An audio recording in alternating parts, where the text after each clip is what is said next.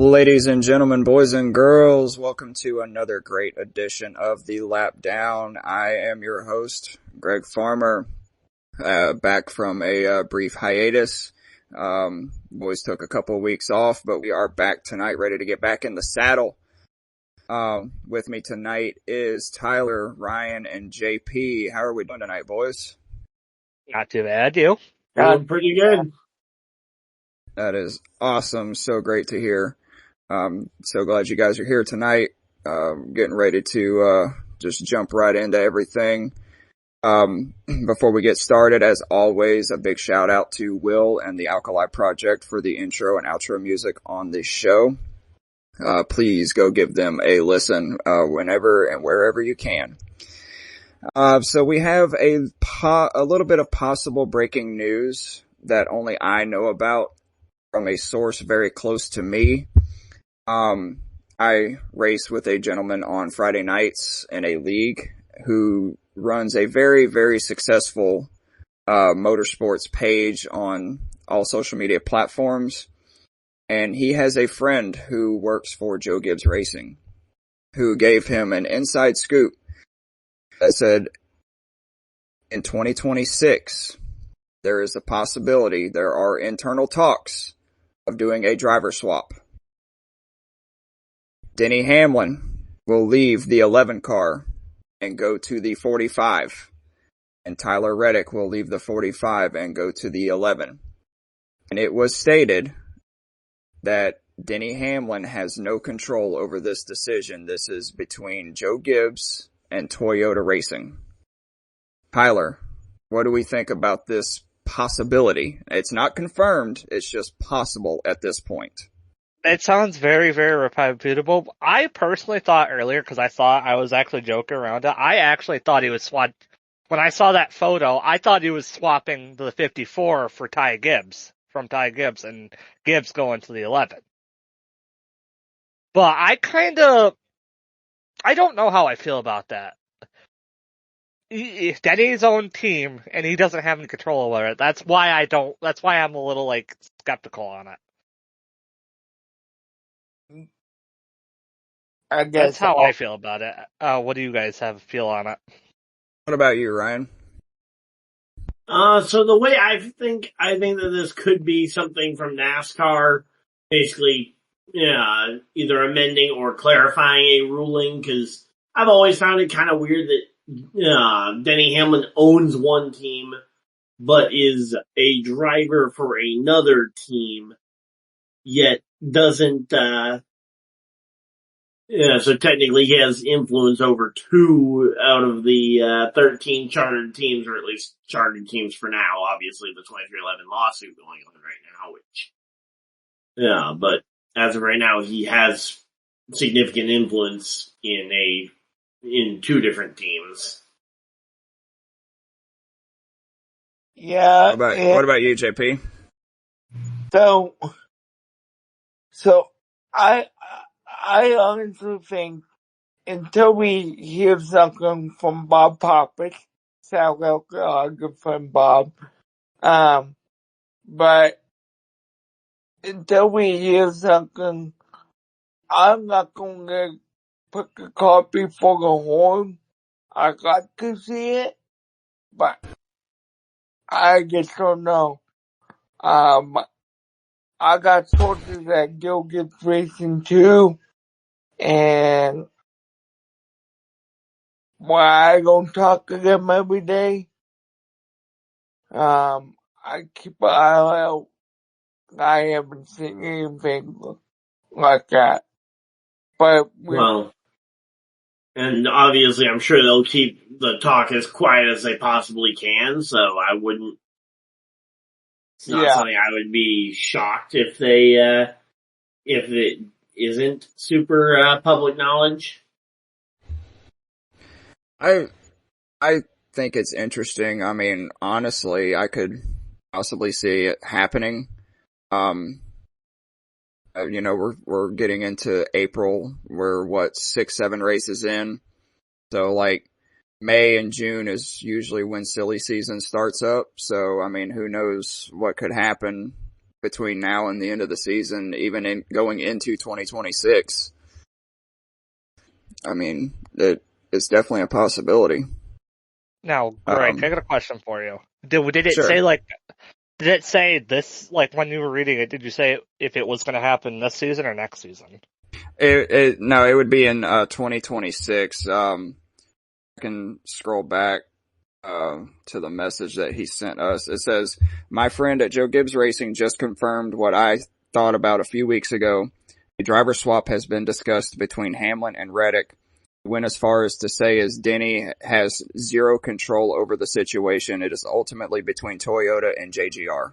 Okay, that clears it up a little bit. I didn't hear the 2026 part. Yeah.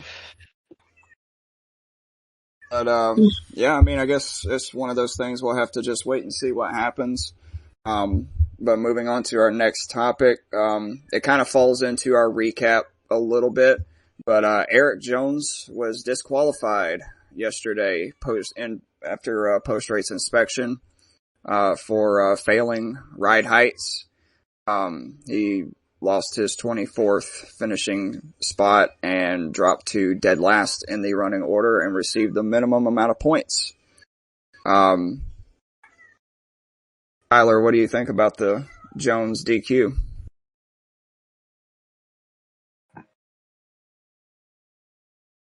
Tyler, are you there? You're muted, sir. I think we have to draw a line. They have to draw a line for the underweight bullshit. Because my personal opinion, that's how many in the last 10, 12 in the last few years? And the reason I'm saying that is because, one, you can lose weight during a race, like Alex Bowman did at the Roval. But they disqualified him for something he can't control. Nothing.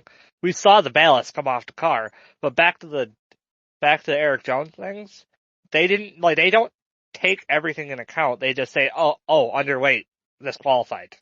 They don't look at all the possibilities of why it's underweight before giving somebody a suspension or a disqualification. That's what they need to clear up the rules a little bit more.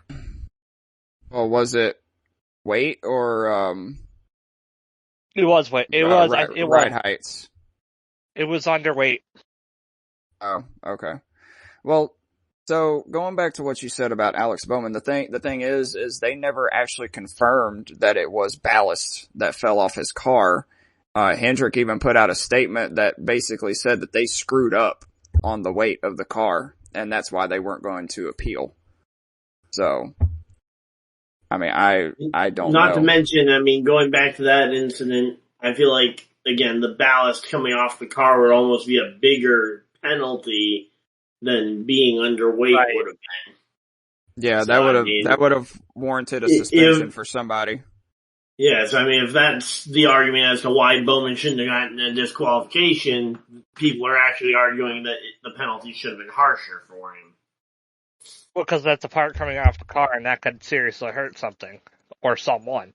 Yeah, right. I mean, that's a part coming off the car that weighs several hundred pounds. Yep. Ryan, what are your thoughts? Oh, go ahead, Ryan. I'm sorry. I mean, I feel like Eric Jones is going to be one of the unluckiest guys in the world, because I feel like this is the second or third time he's been disqualified while not finishing inside the top 2 or 3, which I think it's only the top 2 plus a third random car selected at random from the field that gets taken back to R&D for that post-race quality check. And if you're getting dinged on it that frequently, or you're getting if Eric Jones is just getting selected this often, it feels kind of unlucky. Yeah, it does feel like it. What about you, JP? Yeah. When I saw that news, of Eric Jones getting DQ'd, I'm like, well, here we go again. Yeah, but ultimately, that's all you got on it? Yep. As long as they got the call right, which, again, we aren't in the inspection booth, we can't tell them for sure that that they got it right or that they got it wrong. I mean, we know these teams play with the limit, and sometimes they step over it. Yeah, that is true. All right, so and it was also stated today that they will not be appealing either. So obviously they knew something that we don't. But we're gonna go ahead and jump into our race recap. Or no, I'm sorry. Before we jump into our race recap, Tyler has some F1 news for us. Yeah. Oh, so last week it was confirmed after the Chinese Grand Prix that Liam Lawson, after 2 races, is being swapped out for Yuki Tsunoda in the big Red Bull team, and Liam Lawson's going back to Racing Bulls. And this actually furthers the drama with Red Bull and the F1 and all that crazy thing. I just wanted to add that in because I thought it was I saw it coming because of how bad he's been performing. But I also think that Red Bull didn't really truly give Lawson a chance. How do you guys feel about that?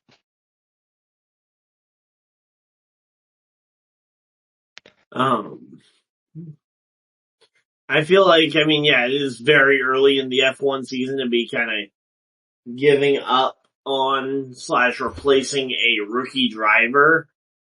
But I also think that there just should be, I think there's gotta be things questioned because, like, the F1 in general seems to super speed prospects through the system up to some of the best cars in the sport, and then instantly the drivers end up crashing out. I mean, I only have a couple of instances over the last several years Pierre of Gasly. drivers getting moved up way too quickly.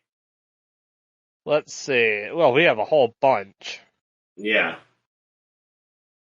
What are your thoughts, Greg? I try to keep up with it as much as I can. I agree with Ryan. I think it might be a little early in the season to swap out a driver like that, especially with Liam being a rookie driver.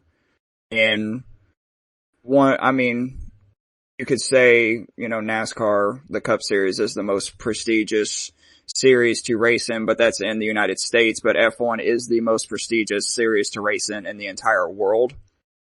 And for him to get a ride, especially at Red Bull. Well, the best team for the last 5 years. Exactly. And be a rookie. And I mean, I don't know what his finishes were from Australia and the Chinese Grand Prix. Both 20th, both DNFs. Oh, well, were they of his own doing or? Yes. Unfortunately, yes. Okay. Well then, maybe you sway me a little bit, if maybe he's not ready for it.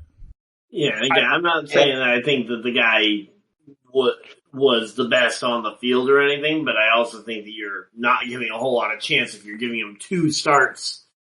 I also want to add on, Ryan. I do want to add on. So there's qualifying, how F1 qualifies, they have 3 rounds. They have a first, second, and third round, and they eliminate 5 people per round. Now, Liam Lawson was almost 2.5 to 3 seconds off Max Verstappen in the same Red Bull car. Just to put it that way. He got eliminated both weeks in Q1 and almost 3 seconds off he's almost a second and a half off of the back marker, the 2 newest rookies in Sauber and Haas. Yeah, and again, I'm not saying he's a great rookie, but I mean, how often is it that you see a rookie get booted 2 races into their career? It has happened usually before they're at in least, the 90s. Yeah, I mean, usually you're at least given half a year to feel it out. Yep. And let's not leave out either that Lewis Hamilton won the sprint race and then was disqualified after the Grand Prix. So was Charles Leclerc. And why were they disqualified again? I didn't catch the reason why. I think they were I believe they were overweight, I think. Gotcha. I mean, that'll do I'm it. not actually sure. I'm we not got actually sure. We got underweight in NASCAR and we got overweight in F1. Go figure, right? Yeah. Got it. So we just need to put a NASCAR car out on the F1 track. Got it. And what's funny is the weight difference between those two cars too. Exactly. It's actually not very far off, actually. F1 cars weigh about 1,800 pounds. A Cup car weighs 3,500 pounds. It's almost twice that. Yeah, that's crazy. Yeah, I was gonna say, the next-gen car is extremely heavy. I think the truck is 3,800 pounds. Yeah, it's in that ballpark. But great segue, Tyler. We are going to go right into our race recap, and we are going to kick it off with the Truck Series. Daniel Hemric claims his first ever Truck Series win 3 years after he captured the Xfinity Series title and his only other NASCAR National Series win. Tyler, did you catch any of the truck race? I caught the last 2 laps, and I was actually cheering for Hemric. He deserved that win. That was a hell of a race by him. It really was. I was kind of in and out. I was a little busy doing things, but I had it on the TV in the background, and when I sat down, I caught the last 20 laps uninterrupted, and I was like, "Holy shit, Hemric's actually going to win this race!" You know. Ryan, honestly, a damn good race. Yeah, Ryan, what were your thoughts on the truck race Friday night?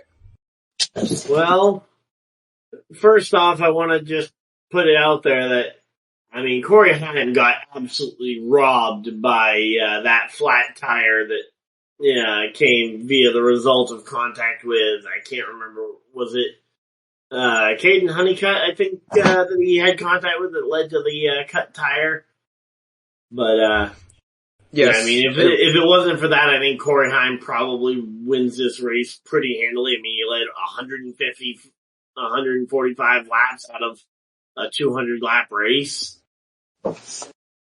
You know, which his cut tire plus the wreck that took out Caden Honeycutt and was it Majeski that was in there as well? The two of them getting taken out of it kind of opened the door for guys like Ankrum or Hemric to have a real shot to compete for the win.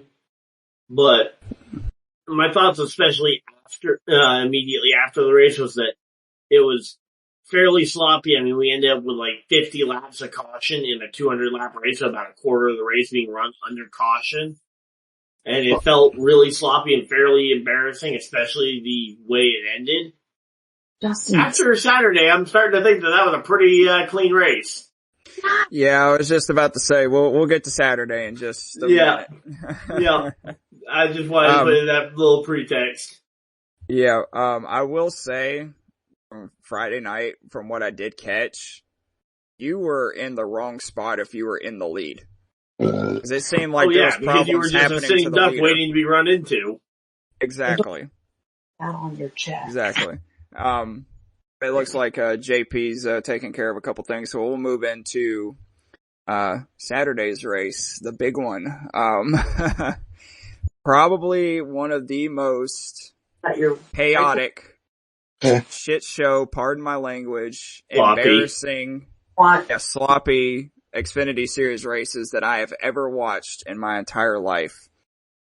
Austin Hill wins the race after a chaotic and, quote, downright disrespectful last lap that saw Sammy Smith dive bomb into turn 3 from 4 car lengths back to just absolutely annihilate Taylor Gray.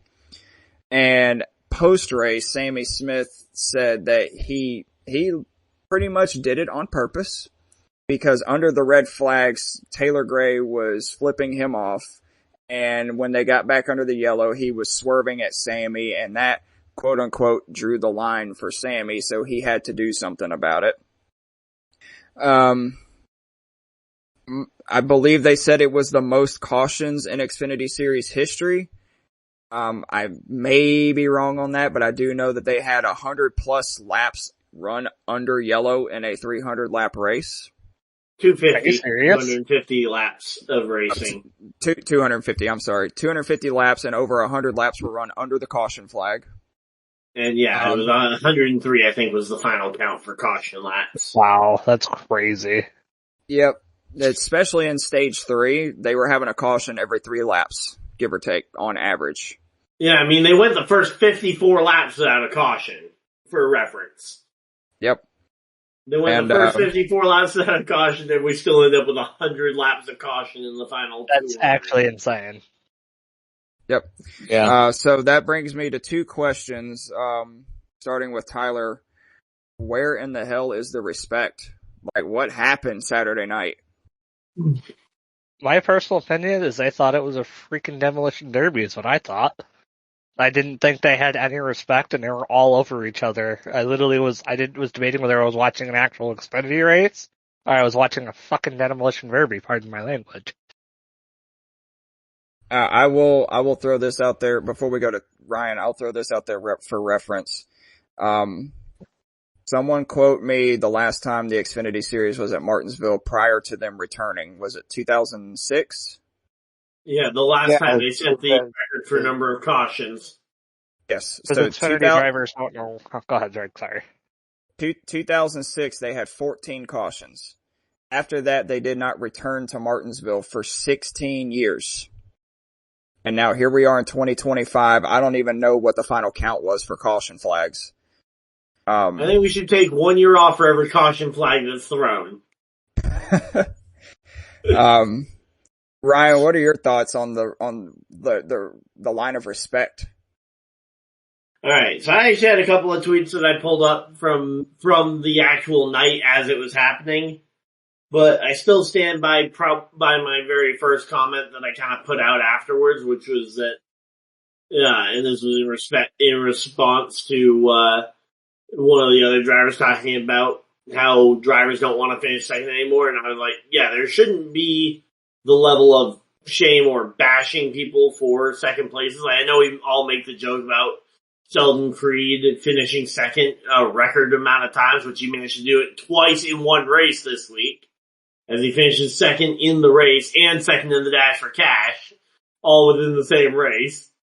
But I kind of said that because I feel like along those lines that the reason why Sammy Smith ultimately felt the need to go and bump a guy out the way like that, or even guys like Austin Hill earlier in the race, dive bombing it into those guys, is that, there is just so, for a lot of these guys, especially guys like Austin Hill, once they have a win in the bank, the only thing that really matters to them is getting more playoff points, which you can only do by winning the race. And for guys like Sammy Smith who are on the verge of, who would be on the bubble of the playoffs based on theoretical projections and looking at last year's standings, a win it might take a win for Sammy Smith to get there. Ryan, just say something, Ryan? I found out how many cautions. 14 cautions. Okay, so they tied the record. So they tied the record for number of cautions, and then someone mentioned that, someone responded to that talking about how, people don't want to see drivers do whatever it takes to win.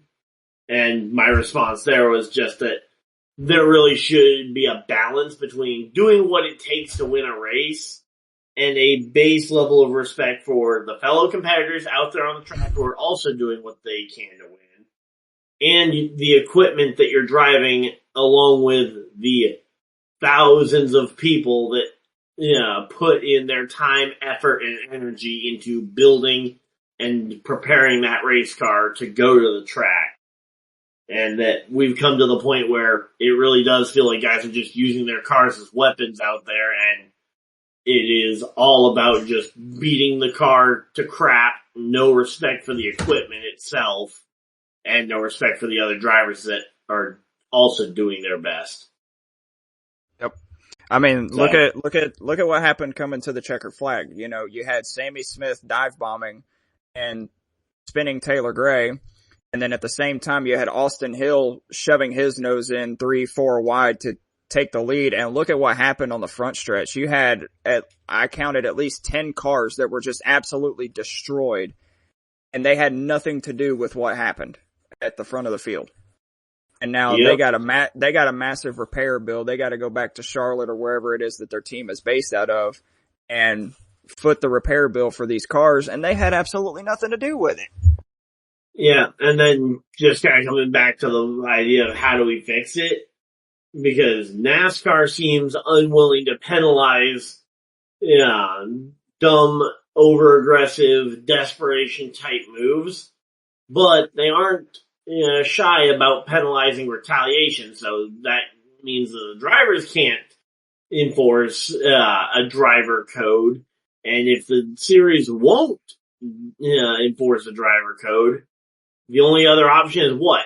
Asking team owners to bench pay drivers or other drivers who make stupid moves like that? I mean, I think that might be what it's down to, is that it's going to be down to the team owners to really make a culture change like that, and I don't know which team owner will be the first one.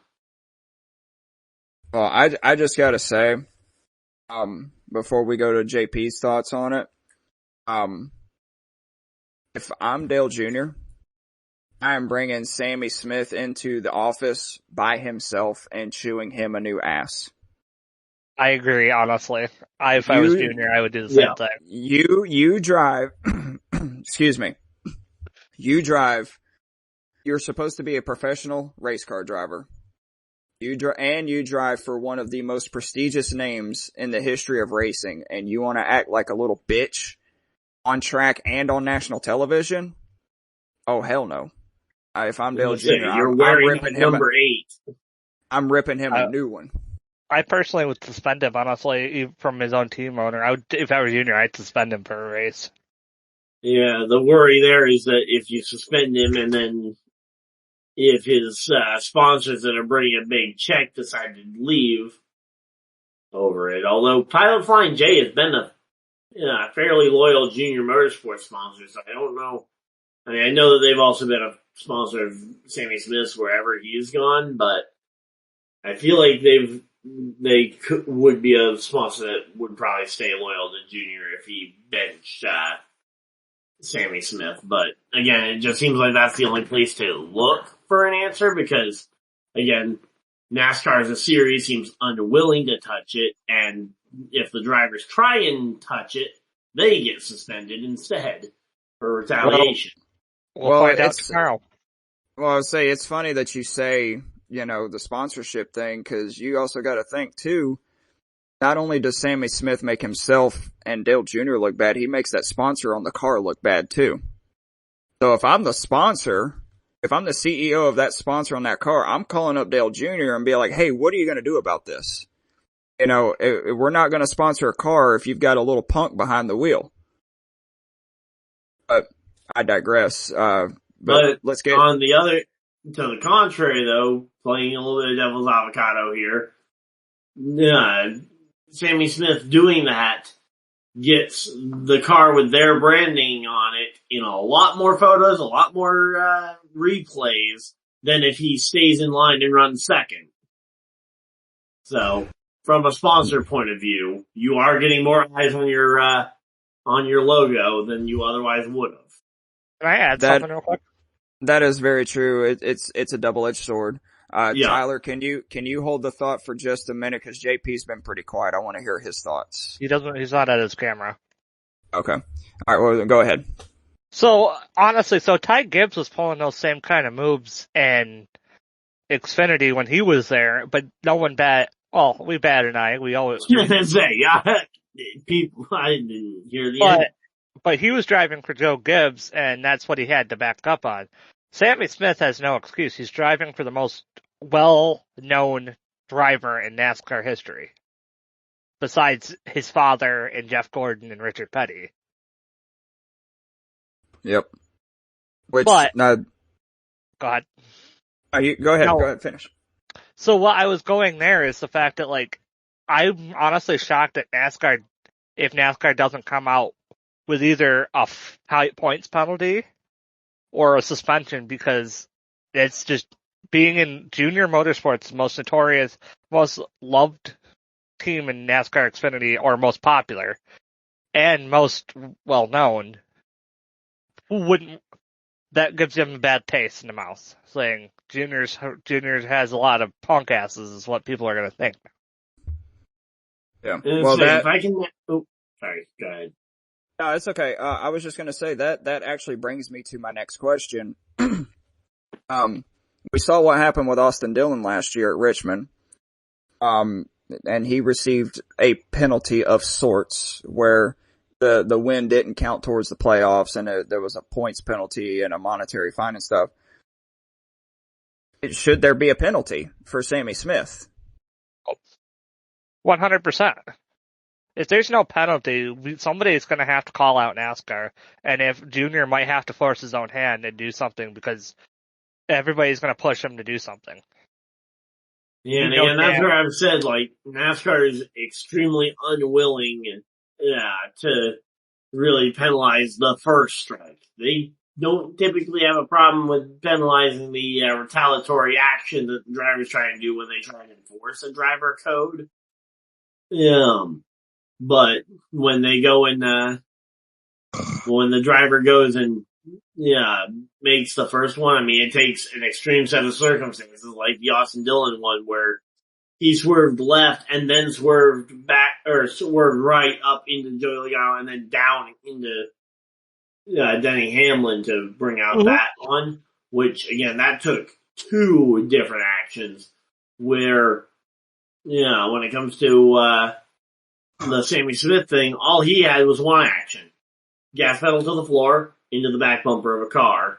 That's why. Again, that's dangerous. Again, it's not good and it is dangerous, but just look at the fact that, I mean, look at other moves, obviously not quite to this extent in terms of the damage done to the other car, but like looking at instances like Joey Logano into the back of William Byron at Darlington a couple years ago, where he just ran right into the back of him. Matt Kenseth running into Joey Logano. I feel like that one is a little different because Kenseth was clearly uncompetitive at that point and honestly probably should have just been parked before that for being off pace. But, we're talking about a situation where two drivers are racing for the win and there's a blatant shove into the back bumper of the car. I mean, Denny Hamlin versus Chase Elliott at Martinsville 2017. I was actually commenting on the Coke 600 in 23 as well. They were racing for position, and Chase Elliott intentionally took his ass out. Yeah, and that was a right rearing on a super speedway. Again, that's different. Kyle Larson and Bubba Wallace in 22. Yeah, again, those ones are different though, because again, those were right rears, where the driver turned right on a straightaway at a high speed oval. But where it's a low speed short track, I feel like NASCAR may opt to take no action. Right. Before you speak, Greg. Coda this year with Austin Cindric and all that is bullshit. Yep. Well, again, I'm not saying that they won't, but I feel like there's a good chance that they could. 100%. Yeah, there is a chance. But I wanna say something real quick before we move on. You know what would be the greatest thing to come out of this whole ordeal? Let's say NASCAR decides not to do anything about it. Dale Jr., on the other hand, is like, you know what? I'm going to do something about it. Sammy, you're benched for a race. What is the next race on the schedule for the Xfinity Series? Darlington. Throwback weekend. Dale Jr. in the throwback? Throwback weekend. Dale Jr. hops in the 8 car with a Budweiser number 8 throwback. That'd be kind of cool, actually. I think that would feed families. It would feed the sport for years. I mean, think about how many. About to win it too. Think about the fact that late model car that Junior ran this past off season, that thing was in the top 10 diecast sales for Lionel, and it wasn't even a NASCAR car. It was the top selling diecast. Yeah, I was gonna say it was the top selling, and it was only on sale for like 2-3 months before that was taken, and it was still the highest selling for the entire year. Yeah. So we are going to move on to the Cup Series race yesterday, and a second, I'm typing out a message here. Denny Hamlin. Yeah, you guys just saw my message. Yeah, I think the Cup race has put JP to sleep. Yeah. So, sorry. Are you okay over there, Craig? Every time I try to speak, I hear him snoring. Denny Hamlin leads 274 laps out of 400 to claim his first win of 2025, ending a very long race winless streak. A few other cars did look pretty darn good yesterday. Christopher Bell, Chase Elliott, Bubba Wallace was up there. Alex Bowman was up there for the majority of stage 1 and stage 2 until a bad pit stop set him back in the field, and that was it from there. Same with William Byron. My question to you guys, so this is the same tire that they ran in the fall race last year. Did this tire make a difference this time around? Tyler? I think it did. It was actually a lot of passing. It was actually a lot better racing, but I still think they should do something about the gear. I don't think horsepower is going to fix it all, but I think fixing the gear ratio would actually help with that tire. So so they can actually get passing, so they can actually have changes of speed, opposed to going the same speed in the corner. Alright. But otherwise, it wasn't too bad. It was a decent race. Yeah, I mean, I'm kind of. I was going to say, what about you, Ryan? Yeah, I was going to say, I'm kind of surprised because obviously something we didn't get a chance to talk about over the last couple of weeks with our a little bit of a hiatus there is that NASCAR has said that there are going to be no more option tires, which feels like the exact thing that this race needed was something to help shake up the front of the field. I mean, we had a total of 9 lead changes in 400 laps. I mean, that is really what it felt like we needed was something to change up the strategy, especially where tires aren't wearing out, fuel can go 130 laps or so, so there's really next to no chance of a green flag set of pit stops occurring. Didn't they? They had green flag stops until a caution came out, though. Yeah, but again, it's a very rare thing to see green flag pit stops. Yeah. I mean, you could probably go and we could probably look back at the last 10 races and this would have been probably only the second time we see green flag stops. Yeah. Could you guys imagine if this was the 500 lap race? Oh, it's going to be in the fall, and this race is going to be a bland race in the fall because it's a 500 lap race in the fall. Well, but see, at least we don't have to worry about the math for who gets into the playoffs because cars won't be passing each other. Well, see, the thing is, though, is this tire worked in the fall, though. The race last fall was actually really good. Can I say something to that, Greg? Sure. So, well, one, it's a little bit warm. It was actually a little bit warmer that day too, as well, and the track had a little bit less grip because it was hotter. But because it was actually, I thought it was an overcast day. It was cloudy, and it was cooler because it's early March or late March, and it's going to be cooler in Virginia. Therefore, the car has more grip with a cooler track. Yeah. Well, that was going to lead me into my next question. We've seen in the last couple of years, up until either last year or this year, this race was a night race. Does this need to go back to being a night race, and do you think that would affect the racing any differently than what it was yesterday? I personally think it would made it a little bit more bland, honestly, because of the track being even more cooler and cooler temperatures. And because the tire it's a softer compound, but the softer compound needs a higher temperature to work. That's why it doesn't work in tracks during the early spring, unless you're in Phoenix or Texas or something like that. Because of the temperature in the east. Because it's end of winter, early spring. So it's still cool. Yeah. What about you, Ryan? Yeah, I mean, ultimately, this seems to be the problem every time NASCAR goes back east is that spring in the east is always going to be either really cold and or you're going to be dancing around weather, which luckily there were no rain delays this entire weekend. Even though it looked like it was going to happen. Yeah, it looked like there very well could have been some. But ultimately, I think this is partially due to the fact that there aren't really a ton of West Coast racetracks to go to. So we had another, West Coast race or two to help drag out the West Coast swing a little bit further into the Auto Club. Yeah, if we had let's say we had the Auto Club short track and just throwing it out there because we always see the photos of it. Sonoma in the spring is beautiful. Oh, absolutely. It's So great. add those two races into the West Coast swing, help us kind of bridge the gap to when at least we get warmer weather. We'll still be dancing around rainfall because you have to get till like May or June before the East starts being free of late May. Late May, yep.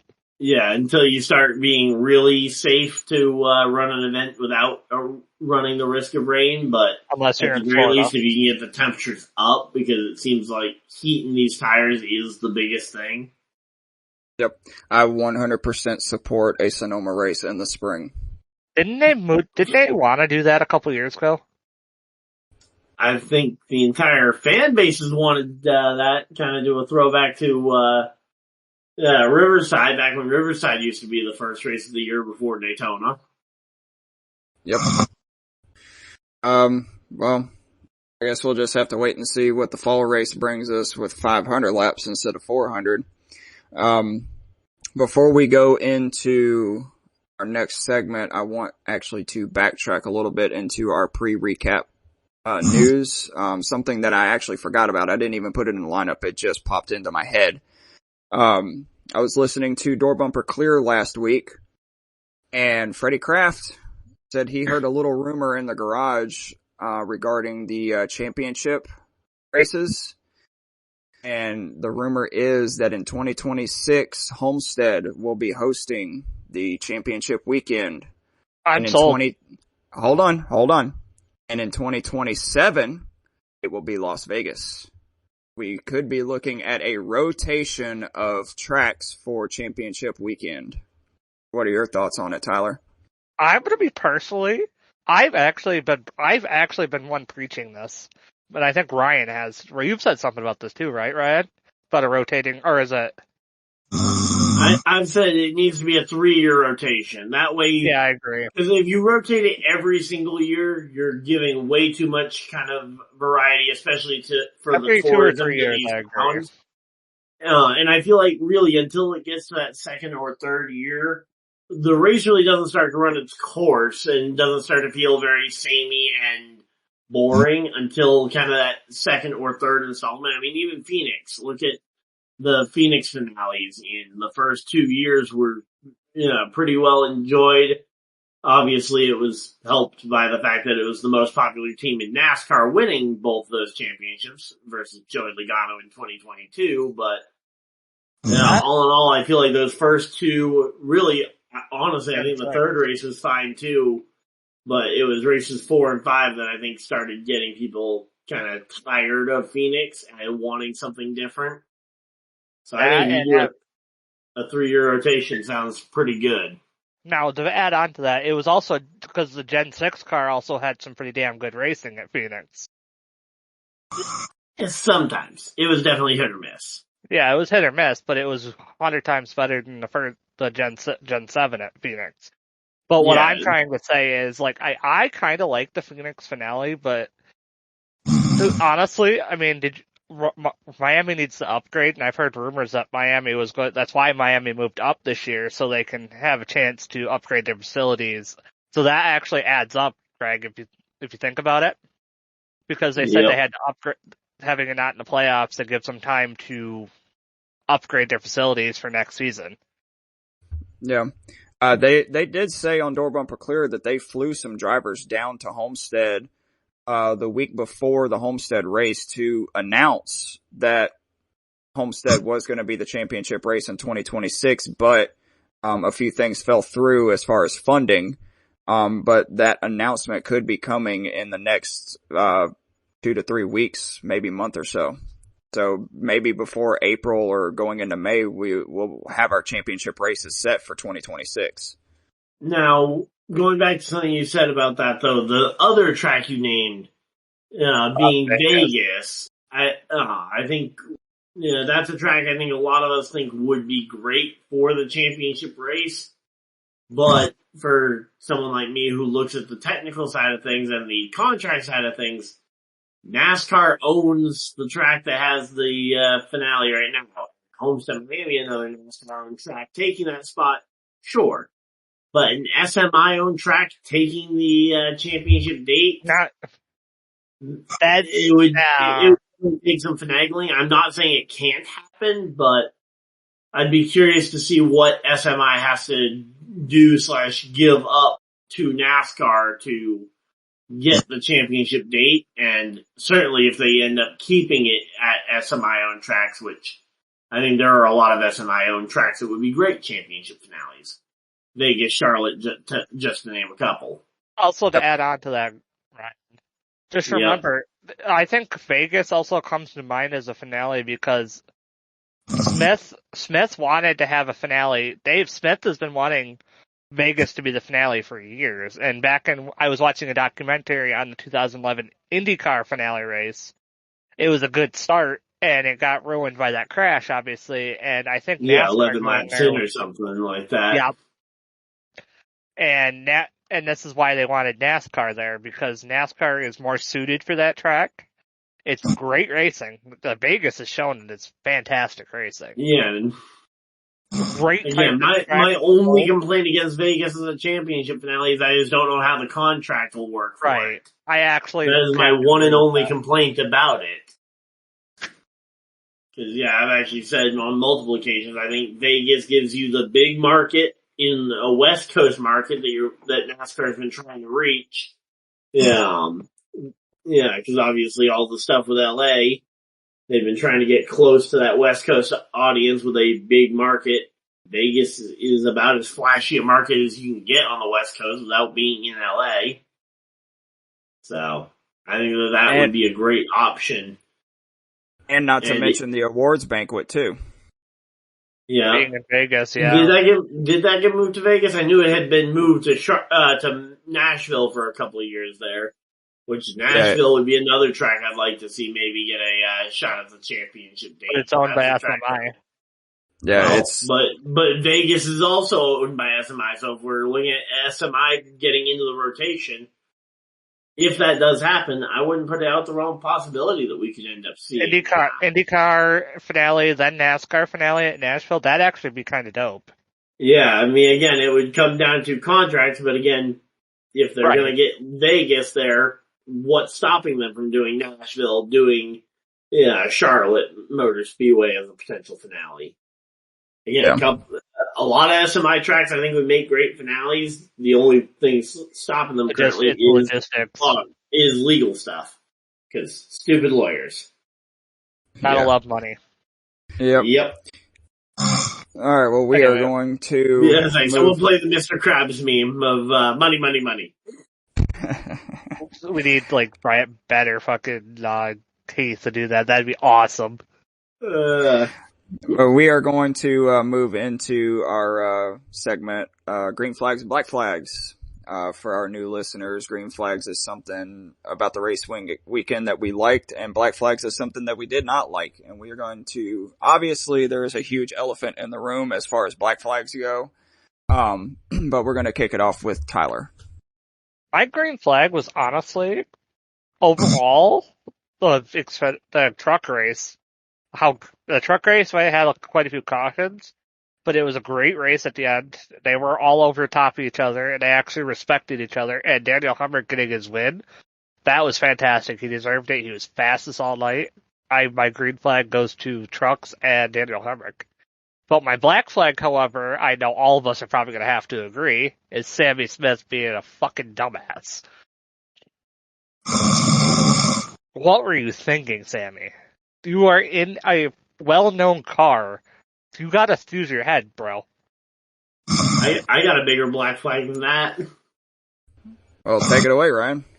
Alright, well, first off, I will give my green flag first, because I feel like we always kind of need to give the, a little bit of good before we, slam it with the bad. So, again, for my green flag, considering all the threat of weather throughout the weekend, I'll give it to the weather for us rain delay throughout the 3 events. I mean, that's the one thing that I think was consistently good from the drop of the green on, Friday all the way through to the checkers on Sunday. And now for the red flag. Justin Allgaier, what on earth were you thinking throwing away $100,000 by running into your teammate who had already overdriven the corner to try and take out Taylor Gray? You cost yourself $100,000 and the race win just to run into your teammate.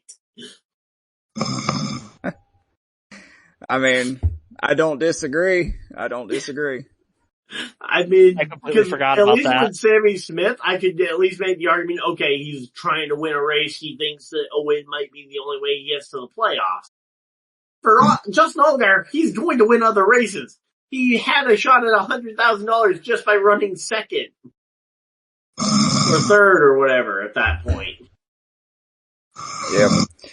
Alright, well my green flag, believe it or not, has to go to Denny Hamlin. Finally back in, Denny Hamlin form, leading a bunch of laps and finally getting a win, off his chest, and he can just kind of look forward to the playoffs. So props to Denny. My black flag, has to go to, 2 people.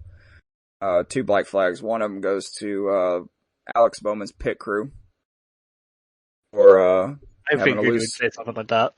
Having a loose wheel and screwing him out of a good finish. Breaking the top 10 streak. Might as well add Hedrick in general there with William Byron too as well. Yeah. My other black flag goes to, Jeb Burton. That kid could not stay away from the crashes on Saturday. His car looked like a straight up NASCAR wheeling modified car at the end of the race. I haven't seen one of those in a while. Yeah, if we're talking about weird looking cars at the finish of the Xfinity race, can we give a shout out real quick to a certain Harrison Burton who managed to catch his own splitter on his grill? How the hell do you manage that? Like, I mean, we've seen splitters end up on the grills of other race cars. How do you catch your own splitter? I mean, that'd be like someone taking your head off and you catching it in your hands. And it's like, how did you catch it? That's funny. Alright, so now that we're done with that, as we stated earlier, they are racing at Darlington this weekend, and it is throwback weekend. So before we get into making our picks, I want to ask you guys, starting with Tyler, what is your favorite throwback that has been released this year? Ooh, it's actually a toss-up between the Jamie McMurray throwback or the Terry Labonte throwback. If I had to choose, I would choose the Jamie McMurray one because it looks almost identical to his 2010 car. Okay, so you're going with the Carson Kvapil throwback. Yep. Okay. What about you, Ryan? Carson Kvapil. Yeah, the Jamie McMurray throwback. Okay. I thought the McMurray throwback was the 26 car doing the throwback. No, the one racing car. There's 2 Jamie McMurray throwbacks. Oh, okay. So you're talking about the one that's going back to the Bass Pro Shops car. I saw the Irwin Tools throwback car, and I thought that one looked pretty clean. That one did look clean. What about you, Ryan? What's your favorite one from the weekend? Yeah, I'm gonna have to give it to the obvious. I think one, because it's racing on Sunday, and it's a sponsor who actually changed a lot of the car to help fit the throwback theme. mean, obviously it is HendrickCars.com, so shock and surprise they were willing to change some of their branding around for Throwback Weekend, but still, to get a Cup Series sponsor to get a paint scheme looking that accurate, I mean, it's not something you see every day, and some sponsors want to be way more picky about it than others. Chase Elliott. Oh, don't even get me started on that. Absolute garbage. Ew, that was one of the And the worst weirdest schemes thing is I've that ever seen. it's the same sponsor that had his really good Dale Jr. throwback last year, which makes it even weirder that they couldn't do a decent throwback this year. Because Universe was the same sponsor on the Dale Jr. throwback last year. They did. That was really good. What about you, Greg? What's your favorite one so far? So, Ryan, you're going with Larson's Terry Labonte throwback? Yep. Okay. Yeah, so mine's a toss-up between William Byron's throwback to Jeff Gordon's Final Ride. That car looks absolutely clean as hell. And the other one is the other Jamie McMurray Irwin Tools throwback. Yeah, the one I said. The Irwin Tools one was clean, yeah. Love it, love it, love it. My only complaint with the William Byron throwback is that it feels like it's almost too close to the white flame scheme that he already runs, so it doesn't feel quite as special. I'm sure there's no one said the Carl Edwards one. Carl Edwards throwback. That one was always synonymous with a Ford, and it's weird seeing it on a Toyota. Okay, that's fair. But we are going to go into our race picks. JP is on the call, but he decided to go to sleep on us, so he will not get to make a pick tonight. I had him muted for a little while, so I don't even know if he said anything. Yeah, he hasn't said anything. Yep, so I have our names on the wheel here, and I will spin it to make the first pick, and it lands on Tyler. We're going to Darlington. Let's see, track record. Ooh. So who's been quick? I'm going to have to go homeboy with Chase Elliott. I'm going with Chase Elliott. Alright. Alright, next pick. Out of the two that remain, we'll go to me. Yep. What did I know? And I am about to steal this pick. I am taking Larson. Okay, I respect that. I was going to take that one if you didn't. And just Larson. For the fun of it. So wait, so you guys took what? Elliott and Larson? Yep. And so Ryan, It is on you, sir. Well,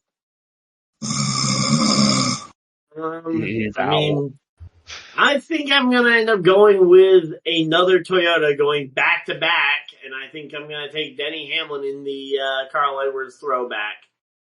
And the reason, and I will give a little bit of context. The reason why I didn't immediately think of that one as one of my favorites is because, as a Carl Edwards fan, not only do I remember it on the Ford, I also remember it as one of the worst memories as a Carl Edwards fan.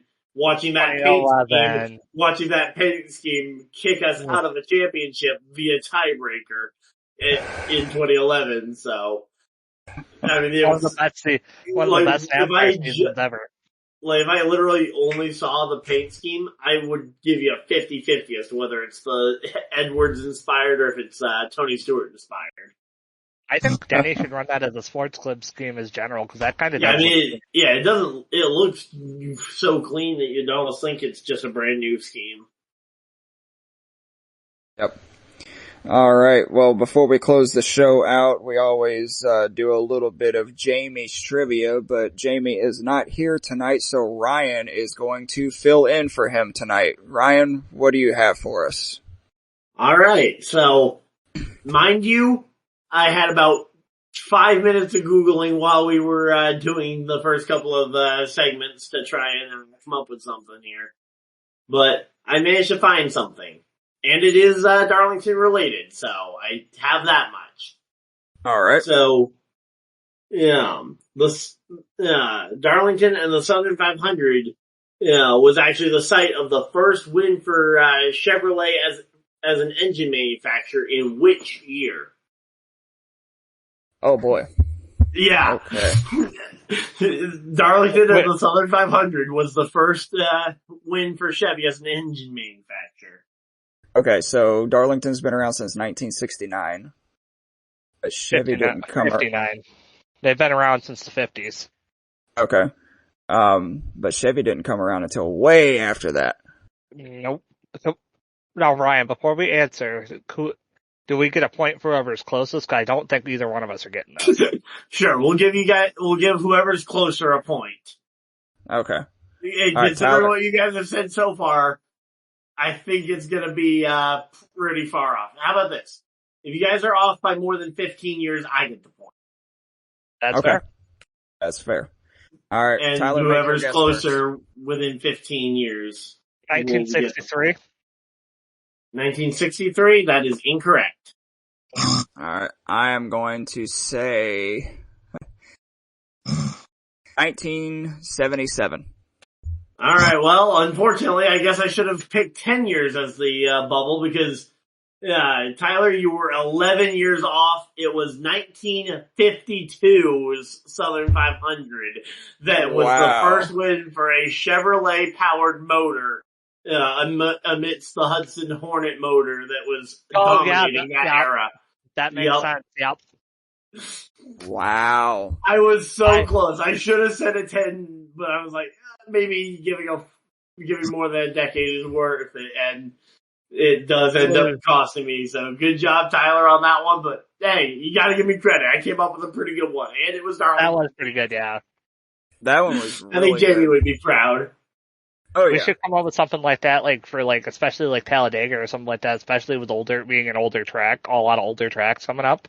I think, except for Kansas. Kansas is really the only one. But, older tracks, see if we can, guess what the first race winner or something like that was. That's not a bad idea. Yeah, I mean, Yeah. first race winner might be somewhat easy to remember. Obviously, first Daytona 500 winner, Lee Petty. But, yeah. Again, we'll have to wait. And say, Jamie's usually the one that does this, and he actually puts a week into thinking through it, so. But I think he'll be proud of that one. Yeah. And on that note, that will close the show out for us tonight. As always, a huge thank you to all of our sponsors, Century PC, Sleeves, Fanatics, Fubo TV, Bulletproof Coffee, Smackin' Sunflower Seeds, our newest sponsor this year.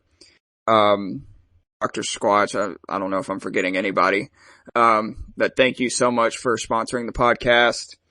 And, Alkali Project. Yeah, Alkali Project. AP fell asleep on us midway through the show, so he'll have to go back and listen to us making fun of him. But until next time, I am Greg, and for Ryan, Tyler, and JP, this has been the Lap Down, and we will see you guys after Darlington. Before we go, don't forget to check out all our other podcasts. We got baseball, we got hockey, we got wrestling, and making a comeback is the Hard Count next week, a week before the draft, to talk about draft picks. Also, a week before the draft? Or no, the week of the draft, my bad. The draft isn't for 4 weeks. It's 20th of April. No, the draft isn't on Easter. The draft is the very last weekend of April. Anyway, also the shout out that the Hess and the Pigskin's going to make its debut in a couple weeks to preview the draft, to preview the college picks and what's new. So tune into that. It's my new podcast coming up. Feel free to join me. And with that, have a good night, guys. Deuces.